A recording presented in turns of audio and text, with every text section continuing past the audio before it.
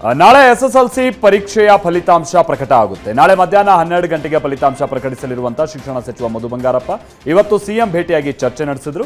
Grade ಬದಲಾಗಿ ಅಂಕ ನೀಡುವಂತೆ ಹೈಕೋರ್ಟ್ ಆದೇಶವನ್ನ ನೀಡಿದ್ದು, ಈ ಸಂಬಂಧ ಅಂಕ ನೀಡಬೇಕಾ, ಮೇಲ್ಮನವಿ ಸಲ್ಲಿಸಬೇಕಾ ಅನ್ನೋದರ ಕುರಿತು ಚರ್ಚೆಯನ್ನ ಮಾಡಿದ್ದರು. ಬಳಿಕ ಮಾತನಾಡಿದ ಮಧು ಬಂಗಾರಪ್ಪ, ಕೋರ್ಟ್ ಆದೇಶ ಪಾಲಿಸ್ತೀವಿ ಅಂದ್ರು. ನಾಳೆ ಸುದ್ದಿಗೋಷ್ಠಿಯಲ್ಲೇ ತೃತೀಯ ಭಾಷೆಗೆ ಅಂಕ ನೀಡುವ ಕುರಿತು ಸ್ಪಷ್ಟನೆ ನೀಡೋದಾಗಿಯೂ ಹೇಳಿದ್ದಾರೆ.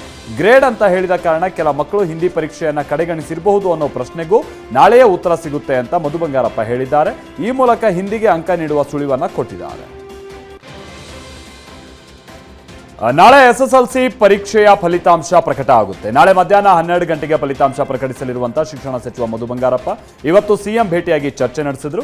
ಗ್ರೇಡ್ ಬದಲಾಗಿ ಅಂಕ ನೀಡುವಂತೆ ಹೈಕೋರ್ಟ್ ಆದೇಶವನ್ನ ನೀಡಿದ್ದು, ಈ ಸಂಬಂಧ ಅಂಕ ನೀಡಬೇಕಾ, ಮೇಲ್ಮನವಿ ಸಲ್ಲಿಸಬೇಕಾ ಅನ್ನೋದರ ಕುರಿತು ಚರ್ಚೆಯನ್ನ ಮಾಡಿದ್ದರು.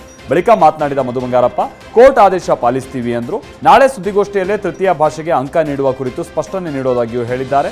ಗ್ರೇಡ್ ಅಂತ ಹೇಳಿದ ಕಾರಣ ಕೆಲ ಮಕ್ಕಳು ಹಿಂದಿ ಪರೀಕ್ಷೆಯನ್ನ ಕಡೆಗಣಿಸಿರಬಹುದು ಅನ್ನೋ ಪ್ರಶ್ನೆಗೂ ನಾಳೆಯೇ ಉತ್ತರ ಸಿಗುತ್ತೆ ಅಂತ ಮಧು ಬಂಗಾರಪ್ಪ ಹೇಳಿದ್ದಾರೆ. ಈ ಮೂಲಕ ಹಿಂದಿಗೆ ಅಂಕ ನೀಡುವ ಸುಳಿವನ್ನ ಕೊಟ್ಟಿದ್ದಾರೆ.